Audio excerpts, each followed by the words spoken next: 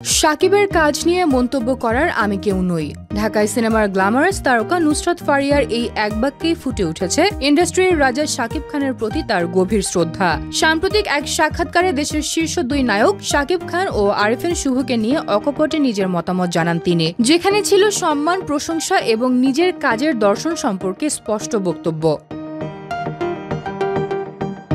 ফারিয়া বলেন, শাকিব তো শাকিবের জায়গায় সেরা। আমি এই ইন্ডাস্ট্রিতে আসারও অনেক আগে থেকে তিনি শাকিব খান, তাই তার কাজ নিয়ে মন্তব্য করার আমি কেউ নই। যা পারি তা হলো তার প্রতি শ্রদ্ধা জানানো। তিনি আরো উল্লেখ করেন, শাকিব খানের প্রতি সাধারণ দর্শকদের দীর্ঘদিনের ভালোবাসাই তার অবস্থানকে আরো শক্ত করেছে।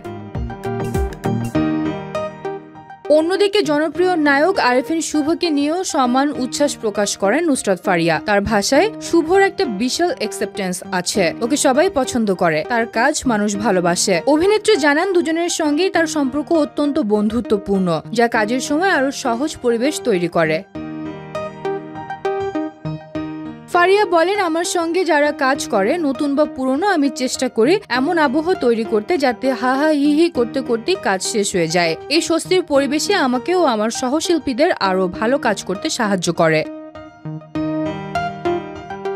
উল্লেখ্য, নুসরাত ফারিয়া প্রথমে রেডিও জকি হিসেবে ক্যারিয়ার শুরু করেন। এরপর মডেলিং ও বিজ্ঞাপনে জনপ্রিয়তা অর্জনের পর 2015 সালে ভারত-বাংলাদেশ যৌথ প্রযোজনার ছবি আশিকি দিয়ে বড় পর্দায় অভিষেক ঘটে তার।